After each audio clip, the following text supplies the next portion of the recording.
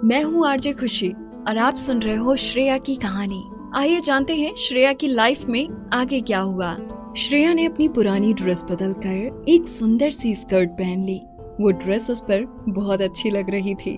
श्रेया का लुक एक ही दम से बदल गया। श्रेया ने सारे कपड़े एक एक करके पहनकर देखे। सेल्स गर्ल ने खुशी खुशी उसकी मदद करी और उसे सारे कपड़े दिखाए। उधर साइड पे कबीर बड़े ठाट से बैठा अखबार पढ़ रहा था और कॉफी पी रहा था। हालांकि श्रेया ने शुरुआत में मना किया था, लेकिन शोरूम में आने के बाद वो सब भूल गई। वो पूरे शोरूम में घूम रही थी, हर चीज को भौचक्की होकर देख रही थी। सच में ऐसा लग रहा था जैसे उसने कभी भी अच्छे कपड़े नहीं पहने थे। जब कबीर ने सर ऊपर करके देखा तो श्रेया उसके सामने एक बहुत सुंदर हरे रंग का गाउन पहने खड़ी थी। उस गाउन में उसकी सफेद स्किन और भी ज्यादा सुंदर लग रही थी। वो बारिश के बाद किसी नदी जैसी लग रही थी, ताजा और आंखों को सुकून देने वाली। वो उस ड्रेस में बहुत ज्यादा सुंदर और सेक्सी लग रही थी और साथ ही प्यारी भी। सेल्स गर्ल ने उसको देखा और मुस्कुराते हुए उसकी तारीफ की। इस ड्रेस में आप बहुत सुंदर लग रही हैं मैम। ऐसा लग रहा है जैसे ये ड्रेस आपके लिए ही बनी है। श्रेया को अपनी तारीफ सुनकर शर्म आ रही थी। कबीर उसकी तरफ देख रहा था। सच में वो उस ड्रेस में बहुत खूबसूरत दिख रही थी। हालांकि वो आमतौर पर इतनी सुंदर नहीं दिखती थी। उसका स्त्रीत्व उभर कर बाहर आ रहा था। वो खुद को रोक नहीं पाया और छुप छुप कर 2 बार उसको फिर देखा। जैसे ही उसने देखा कि श्रेया उसको देख रही है तो उसने जल्दी से अपनी नजरें घुमा ली। कबीर अब पूरी तरीके से संतुष्ट था। उसने किसी को बिल लाने का इशारा किया और सेल्स गर्ल से कहा, इनको जो भी कपड़े पसंद आए हैं सब बांध दो और कपूर विला भिजवा देना। श्रेया दंग रह गई। उसने अपनी चमकती हुई आंखों से कबीर को देखा। वो बहुत ज्यादा अमीर था। जाहिर सी बात है सेल्स गर्ल बहुत खुश थी। उसने खुश होते हुए दोनों को शोरूम के बाहर तक छोड़ा और श्रेया को बाहर खड़ी मर्सिडीज की तरफ खुशी से जाते हुए देखकर उसको उससे जलन हुई। वो जल्दी ही कंपनी पहुंच गए। उसने कार से उतरने से पहले जल्दी से कबीर को शुक्रिया कहा। नवी उसको 7 स्टार होटल के हॉल में ले गई जहां ऑडिशन हो रहे थे। चलते हुए नवी ने उसको सख्ती से कहा, आज तुम्हारे लायक एक रोल है, लेकिन अगर तुम पिछली बार की तरह बीच ऑडिशन से भाग गई तो दोबारा कंपनी में पैर रखने की हिम्मत मत करना। तुम्हें सच में लगता है तुम रिया के जैसी हो? अगर तुम्हें भी अपनी पसंद के रोल करने हैं तो पहले उसकी जैसी बनो। माना कि वो बहुत ज्यादा फेमस नहीं है, लेकिन फिर भी वो एक बहुत बड़ी सेलिब्रिटी है। बेहतर होगा तुम अपने ऑडिशंस को सीरियसली लो और ये फालतू के बहाने बनाना बंद करो। श्रेया ने मन में सोचा, रिया के पास सिंघानिया परिवार के पैसों की कोई कमी नहीं है तो जाहिर है कि वो फेमस है। वहीं दूसरी तरफ उसकी सौतेली माँ ने उसको आगे बढ़ने से रोकने में कोई कमी नहीं छोड़ी। और तो और अगर श्रेया को कोई रोल मिलता भी था तो वो हमेशा अपनी टांग बीच में अड़ाती थी।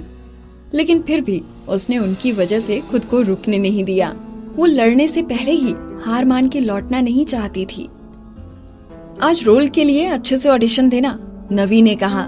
इस बार जो इन्वेस्टर है वो बहुत अमीर हैं। वो जाने माने कपूर खानदान से हैं।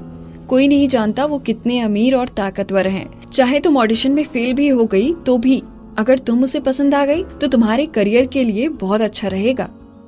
श्रेया अब और कुछ सुन नहीं पाई। उसका पूरा ध्यान रिया और राहुल ओबराय पर चला गया था जो कि उसी की तरफ आ रहे थे। रिया बहुत सुंदर लग रही थी और राहुल लंबा और हैंडसम लग रहा था। जब दोनों एक दूसरे के साथ चल रहे थे तो सारी नजरें उन्हीं पर थीं। वाह रिया, वो उसके साथ जरूर उसका मंगेतर है।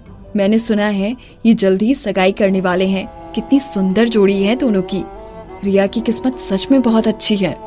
इससे पहले कि श्रेया वहाँ से वापस लौट पाती, राहुल ने उसको आवाज लगा दी, श्रेया तुम यहाँ क्या कर रही हो? रिया वहीं रुक गई और ना चाहते हुए भी वो पीछे मुड़ी।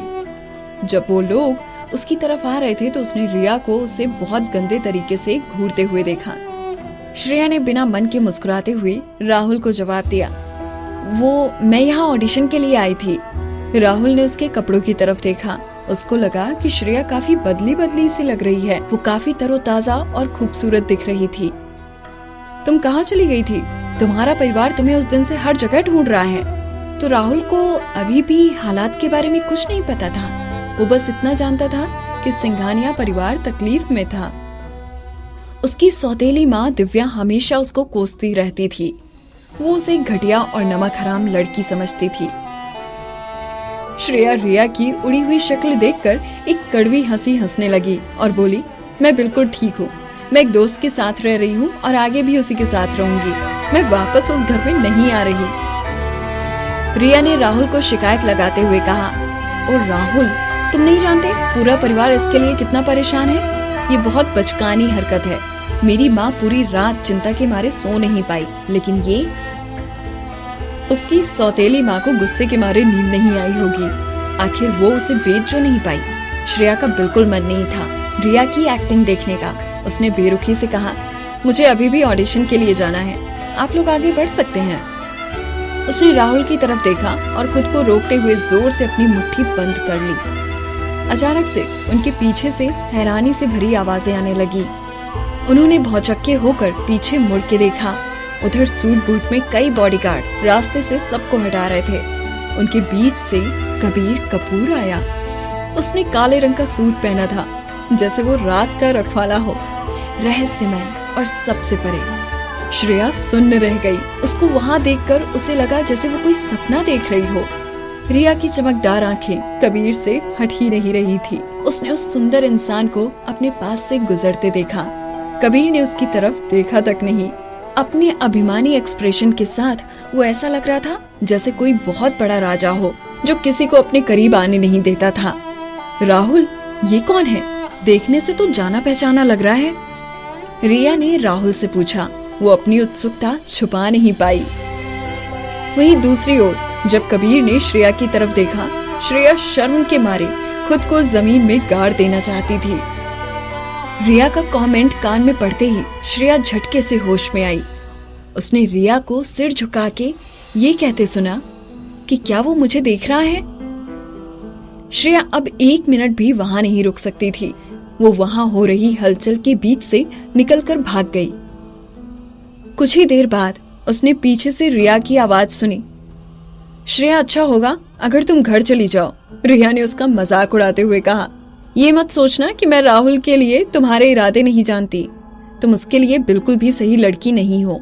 उसकी जल्दी ही मुझसे सगाई होने वाली है।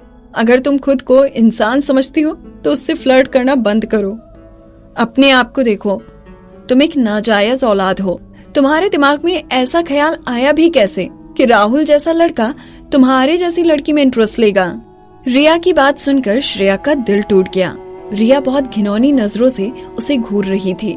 तुम्हारे पास मौका भी था समाज के ऊपरी दर्जे के लोगों में घुसने का, राघव ओबराय से शादी करके। बड़े दुख की बात है, तुमने दिमाग नहीं लगाया क्या? तुम्हें लगा कि तुम्हारा राहुल ओबराय के साथ कोई चांस है? अगर तुम्हारा हो गया हो तो क्या मैं जा सकती हूँ? अगर कोई और भी होता तो श्रेया को फर्क नहीं पड़ता, लेकिन वो राहुल का नाम सुनना नहीं चाहती थी। श्रेया ने बाहर जाने के लिए कदम बढ़ाए, लेकिन रिया ने उसको वापस पीछे खींच लिया। ये तुम मुझे किस तरीके का घमंड दिखा रही हो? रिया ने गुस्से में बौखला कर कहा।